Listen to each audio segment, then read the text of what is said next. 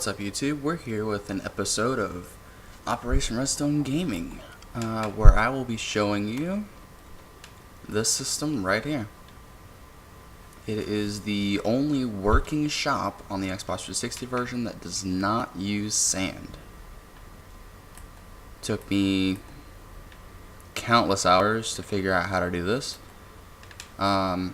It's a basis of about 6 or 7 other users' prototypes of this shop, but this is on the Xbox 360 version, which is the reason why this is a big fucking deal.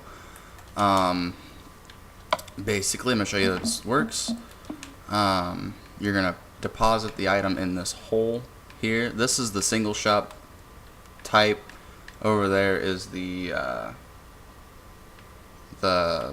multiple item type, and I'm going to show you how to build both of these.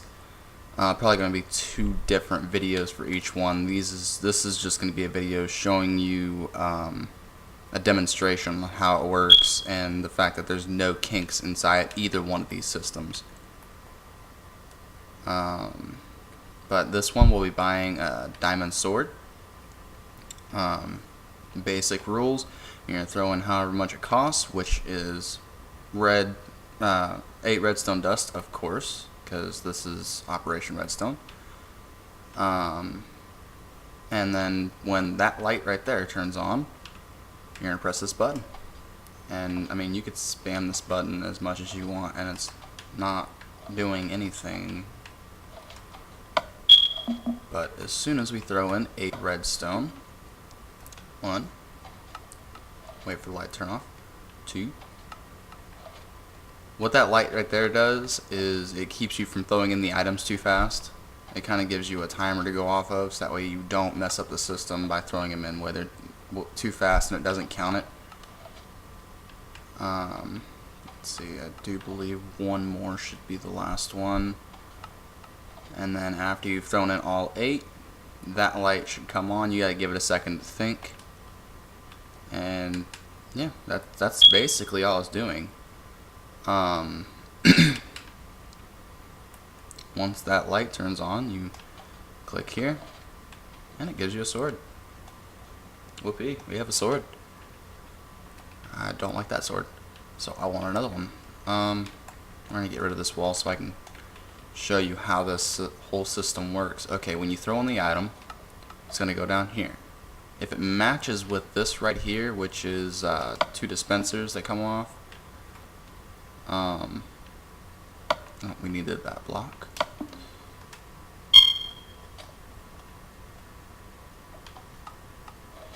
Okay, this is what it does. So we're to throw this quartz block in here.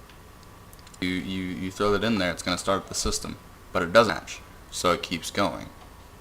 It'll hit this the second pressure plate here, putting off a redstone signal into this piston, pushing it up before this timer gets here, which doesn't allow it to put a tick on here. Okay, but say we do throw in the right object, you're going to see it go through. It's going to match. This piston will not go up. It'll go through this very compact latch that I have set up. Took me a while to figure out how to do this. There's a guy who attempted this on the computer, but his had command blocks. So I mean, you can give him thanks for getting me set up on that. But like I said, this is of course Xbox. So far, you can see we've thrown in 3 objects because the other ones are not set up. And as soon as we go through and put in, let's see, that'd be 5, wouldn't it? Yeah, that's 5. And then we need 3 more objects, so 6. You see that torch down there is going to light up. 7, 8.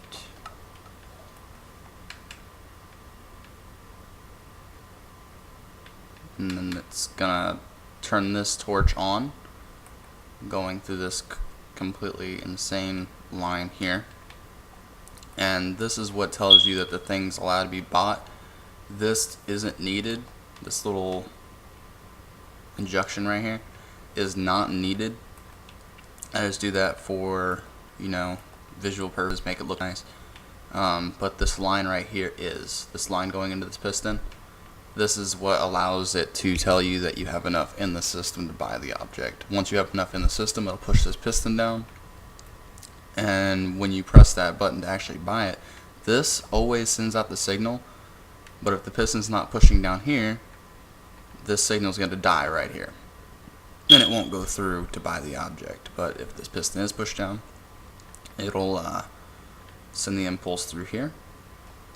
Once again, we have the split. This part of the split goes back to the reset, which of course resets the entire system. It's where you can purchase again. And this stair right here comes up here to the dispenser system, and this isn't needed either. This is just for, you know, whenever you buy the object. You'll see what I mean in a second. I'll just show you that. But that piston picks up to where it looks a little bit nicer. You don't have like the hole in the wall right here with the dispenser poking out. You just press buy, and then that piston comes up, and yeah, makes it look nicer. With the multiple item shop, it's about the same thing. It's a little more, I don't know what to talk, like, it's more bulky, but it's infinitely expandable. But basically, it's gonna come through, drop on that piston, on this pressure plate, pushing off this piston, sets off the redstone, dispenses whatever your object is. This can be used for anything. Like this one's for butter. But these sides are holding the water back. Object slides through. If it matches, it'll group up. If it doesn't, it'll keep sliding. And that's all this is, just, you know, another hole with water in it to keep pushing. And that pushes, if it hits that second piston, it'll push up. The other one has a cactus right here to destroy any object that doesn't match. That's what that little ball sack looking like thing down there is. But it'll block the signal. If the signal goes through, it'll come through to here. This is the system that I'm probably going to show you next video. It's kind of like an arsenal latch, but it works a lot better. You can make it infinitely expandable.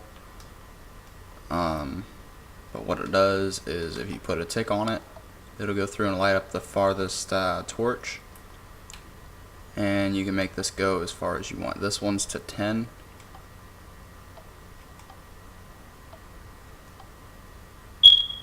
Now, as you can see down there, you see those 3 pistons moving, because we have 3 objects we can buy. Alright, so we're going to light it up to 10. That last one's for the birthday cake. That little piston right there is for the birthday cake. Once we light up these last 3, which would be as if we thrown in 3 more butter than what's already in the system.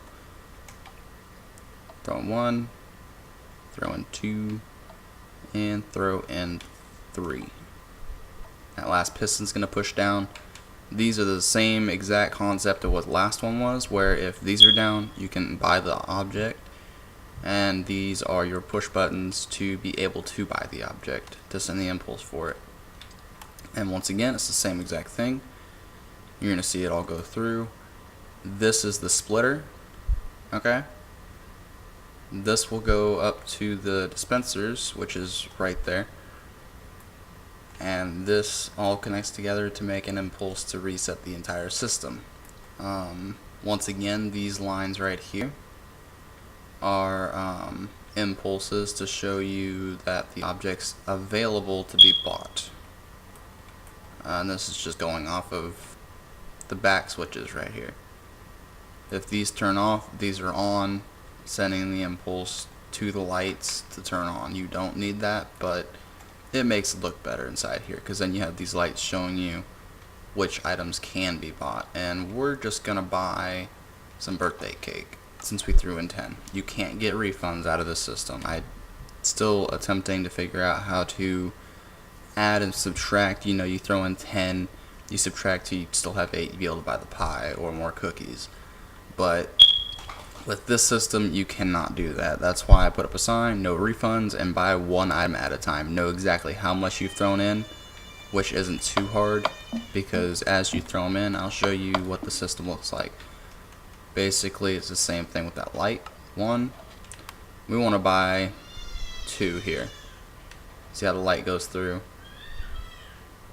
And once that second light goes through, it will light up this consistently, showing you that you're able to purchase that cookie. That is, if it didn't jam, which I'm pretty sure it did. Yeah, I messed up on that one. Alright. You need to aim your throws right, otherwise you'll mess up. And right at this moment, it's being retarded. What is going on? This is not the time for that. Oh, what did we mess up? We touched a piece of redstone. Something's wrong. We touched something.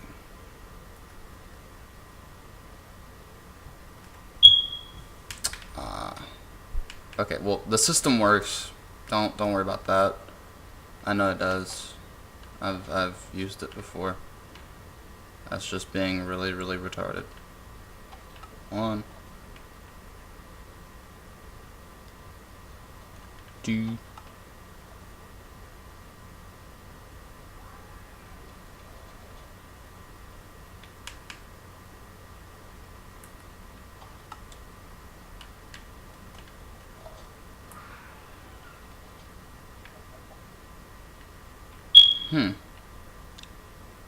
Did we break something? Did I break something? Is that what the problem is? I think I broke something, guys. Yeah, we broke something. Damn. Well, that sucks. Easily fixable though. See, that's what this this system right here is. You just come back here, slap a button on the ass end, click it, it'll reset your whole thing for you. Am I even throwing in the right objects? Is that what the problem is? I might possibly be throwing in the wrong thing.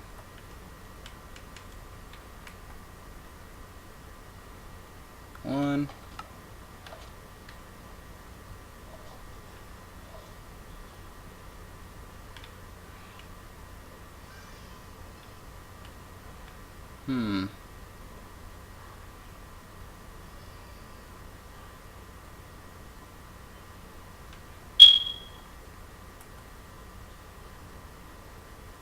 Two.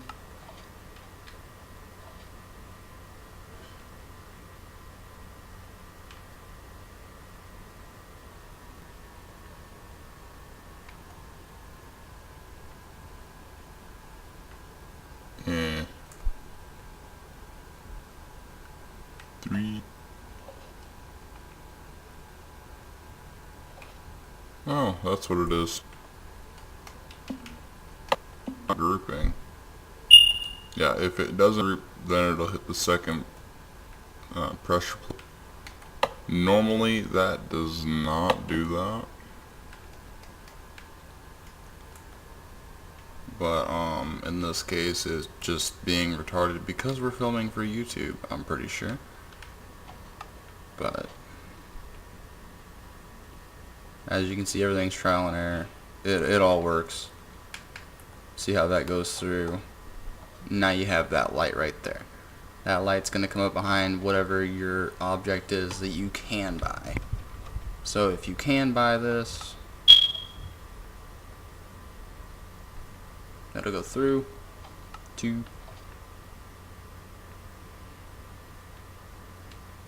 How much do we have? We have 5, so one more, so we should be able to buy some pie. So, buy some pie. Ta-da, we have enough for pie. We're gonna click it, we're gonna buy some pie. Look at that, we got some pie. Ta-da. Like a boss.